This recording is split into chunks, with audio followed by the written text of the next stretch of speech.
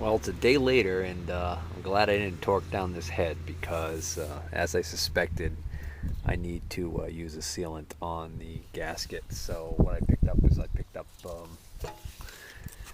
copper, spray a gasket, and I'm going to apply that to the head gasket and then torque it down, and then let it sit up, let it set up, and then retorque it. And then probably after the engine's been running for a while, I'll probably retorque it yet a third time. But I went online. A lot of guys talk about using aluminum paint, but then there were several posts cautioning about how aluminum paint is kind of inconsistent depending on where you get it. And I guess in the old days it was pretty much, had a lot of aluminum in it, but these days with all the new regulations it's changed. So this is what was recommended to me by a guy who works at the desk at my local Napa, who he works on restorations and things like that, and I trust his judgment. So he recommended that I spray both sides of the gasket with a film of this, let it just set up enough so it gets tacky, and then respray a second coat, and then apply the gasket, put the head on, and torque it down. Now, prior to installing the gasket, the other thing I'm going to do is I'm going to clean the top of the block and the head mating surfaces with a zero residue solvent. In this case, I'm just going to use denatured alcohol. Okay, I'm going to got one coat on there. I'm going to wait about 30 seconds, let that tack up, and then I'm going to hit it with another coat on both sides. Okay, just initially snug the nuts down onto the studs after applying the 2 coats of the copper to the gaskets. Now to the gasket.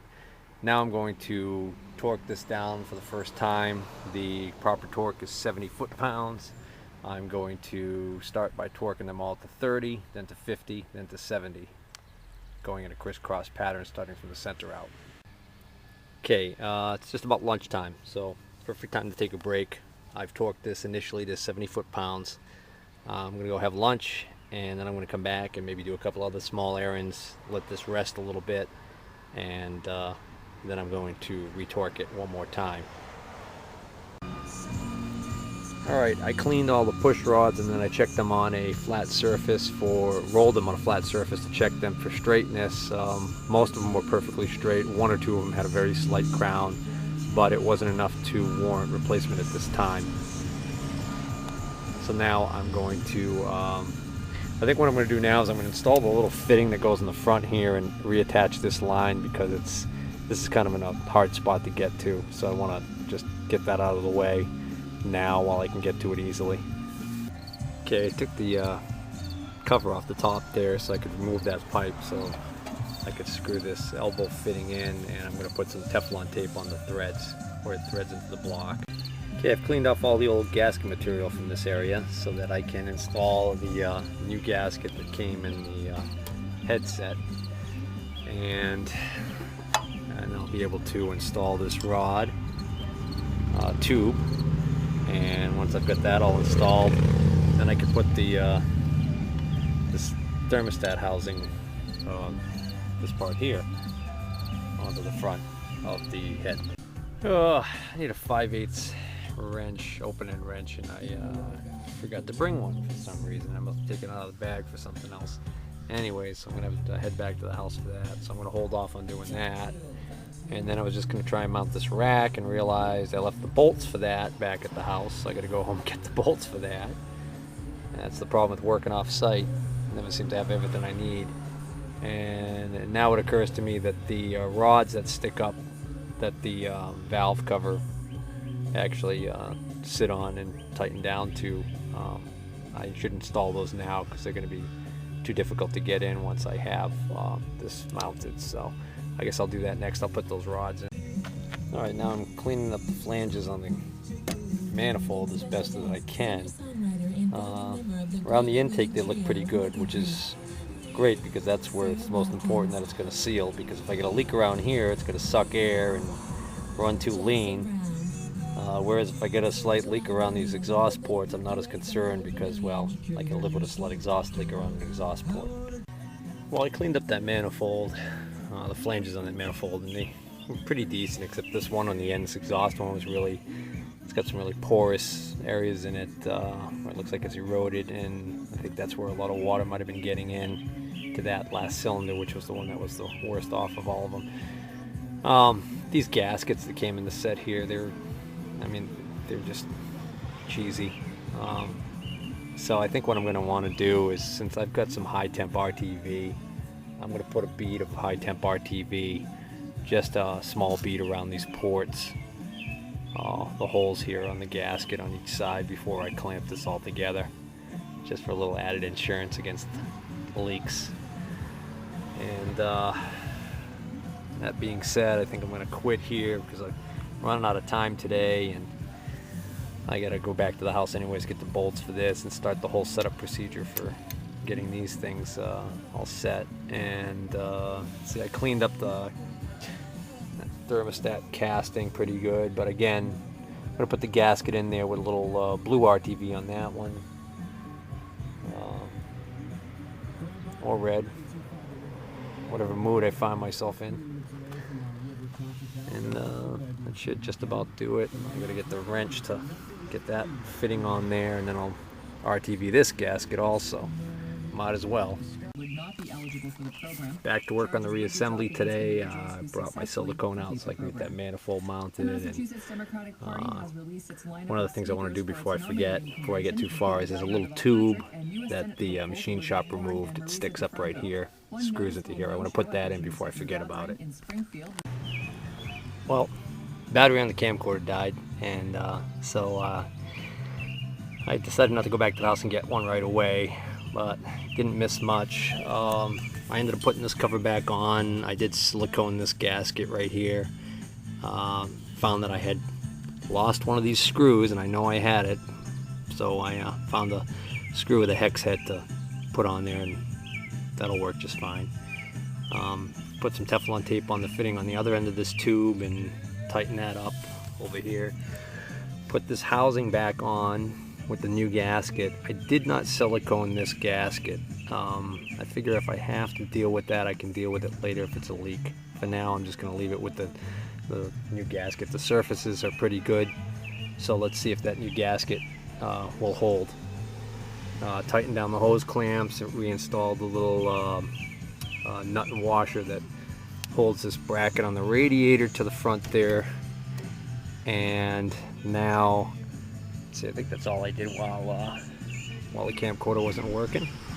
And now I'm going to put that high temp silicone on the manifold surfaces and install the manifold with the new gaskets. Oh, we had a lot of rain the past few days, and that's why there's some flash rust on this. But the point is that it was pretty warm and overcast but clear, and it's starting to rain. So, hate to say it, but I think I gotta wrap it up again today. See if I can't work quickly enough to get this mounted, this rocker arm assembly. Basically, you gotta get in its position, and then you gotta tap this tube. It's a press fit into the top of the cylinder head right here. So you gotta tap this in, and that'll bring this down, and then you can get the bolts started. Okay, I tapped this down a little at a time, and then also once I got the bolts started, I started threading it in, and I'm tightening them down a little at a time to pull this all down. And then while I'm doing that, I'm trying my best to make sure that these are in the cups on the tops of the push rods, and that the push rods are in position. So these are still pretty loose because I still got quite a bit of clearance here. And this one actually, yeah, this one is not quite lined up yet. Should start catching in a minute.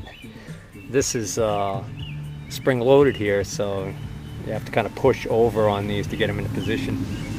Some of these are tightening up quite a bit more because obviously, depending on what position the camshaft is in, one or more of these valves might be currently activated. So as I'm tightening this down, the push rod on this one, for instance, is pushing up and opening that valve. So I'm almost. Alright, so now these are fully seated. I just got to torque them down. I don't know the torque spec on them, so I'm going to have to fudge it. This valve is obviously not open. This one's opening or closing. This one is not. This one's opening or closing. This one is opening or closing. This one is not. This one is opening or closing, and this one is doing something also. Okay, so what I'm going to have to do is get my battery hooked up so I can bump the motor over and systematically go down each cylinder, top dead center, and reset the exhaust and intake valve clearance, which is done by these right here. You loosen these lock nuts and put a feeler gauge here on this side, and then rotate this screw in or out. But cylinder has to be at TDC, so can't do that right now. Now on this side we can really see what's going on. We can see that this valve is open. Let's see. And this valve is open. The other ones that are tight, maybe it's just the clearance isn't set properly on them yet, so I'm not going to worry about that right now. We'll make a ruling on that once we get to that point where we're ready to do the whole systematic valve clearance adjustment. Well, I mounted that key switch in just to see if it would fit in the cowling, and it does. So that's got screw terminals in the back, so I need to put some I'm going to put some crimp-on eye terminals on the ends of the wires and hook up my key switch. Hey, one of my little hardware jars here, I found I had thrown that screw for that little governor adjustment cover, or whatever you want to call it. I remember I was missing this screw. Well, I found it, so I'm going to switch it back. Why? Well, because I'm a little anal retentive, that's all. There. Oh, I feel much better. This is the key switch from the multi-hole backhoe that I scrapped. And this actually isn't that old. I bought this back when I got the backhoe. I think. Well, maybe it is old. Well, anyways, I know it's a good key switch. And it's just an on-off key switch for a push-button start, which is what the backhoe had. So it'll work great for this. So I just gotta get some terminals. Alright, got my key switch in. I don't know if you noticed, but these two little eyelets are just slightly different in size. This one's a little too big to fit around that screw, but it'll work okay. Yeah, I know. Well, anal retentive Steve took a break. Alright, so here's my key switch. Oh great, this is the kind you can remove the key when it's in the on position.